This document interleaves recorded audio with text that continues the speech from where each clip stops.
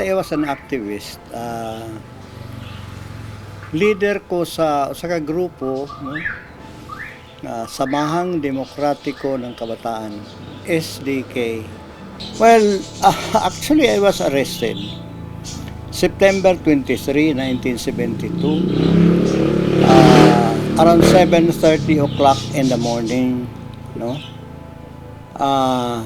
Red letter date na, did ko ka limot kaya I was reading taxation. I was preparing for the bar examination. Unfortunately, because I was arrested, I was not able to take the bar. Of course, because I was behind bars. I was retained for 1 year. Well, that was the darkest, no, chapter in our history.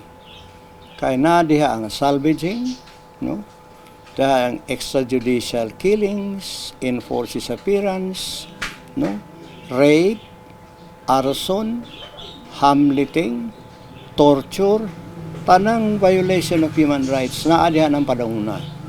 So, di gid mi mahibunga ang pinakamalinaw nga tao mo resort na lang yun og armed struggle.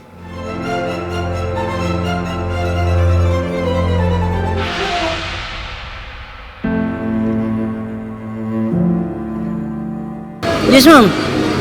Parang sa mga sasunod nga generasyon, ma'am, may buuan nila, ma'am, nga na nahitabo nga na sa panahon ni Marcos sa una, ma'am. So, may nahitabo sa una, sir? Masugot ang pamalagad ni Kuan, ma'am, ni Marcos sa una, ma'am. Murag higpit kayo sa una, ma'am, ba? Na uman ang mga tao sa Pilipinas, ma'am, murag kuan may kahadlok nya simpre naglisod sad, ma'am. Yes. Importante para nako para mabalik to ang balaod nga wala nay patay, nya walay mga armas, bawal ang mga armas. Anang gusto jud ko martial law. Kay para murag linaw ang pagkuan sa balaod. Kay murag wa kaayoy patay sa una. Karon daghan naman kaayoy patay. Oh, yes, importante. Kay kuan man siya kanang worth remembering man jud siya kay dako man siyang tatak na nabuhat sa ato ang country. Thank you. Yes, ma'am. Kay katong panahon kay kuan kay to. Daghang kayo napiktuhan na to mga kuan ni mga inosente na appeal nga.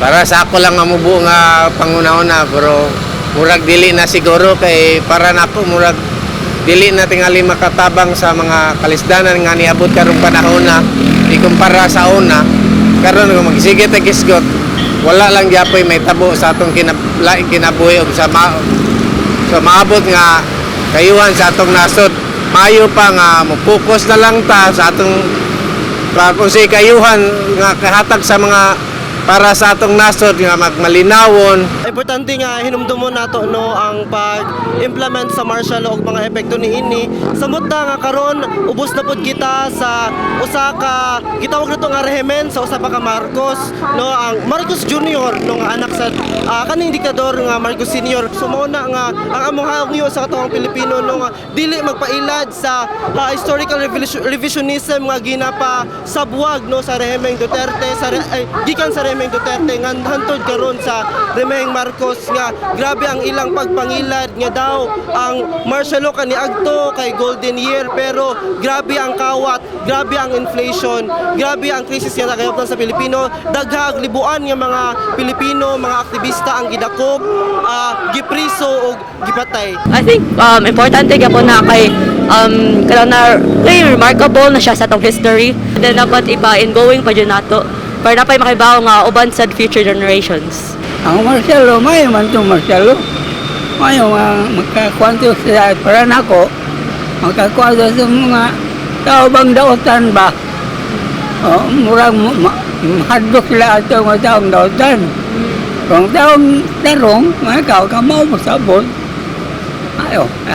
I think importante gyapon sila kanang forsake sa mga tao sa una ba nga kung wala sila sa una wala ta karon kung unsay naa karon nato ba nga good gani ingana and Importante sa mga millennials and student ang kuan, ang martial law. Para nako it's important that ma-remember ang martial law para like mahinumduman nila ba kung unsa mga Filipinos nag-suffer because ato. So like kanang kuan nila ba nga okay na ta karon kay wala na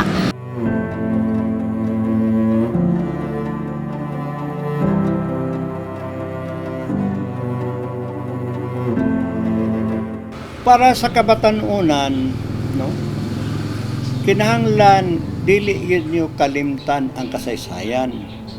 So you have to read, no, mga books uban pang records sa those who really suffered during martial law. Do not rely on kanang mga distortion sa history. I know Bongbong gusto siya nga malimpyo bito nga ang Marcos. Pero maglisod siya maglisod siya. That's why di ginahimo gihimo samahan. Kay mapareha siya.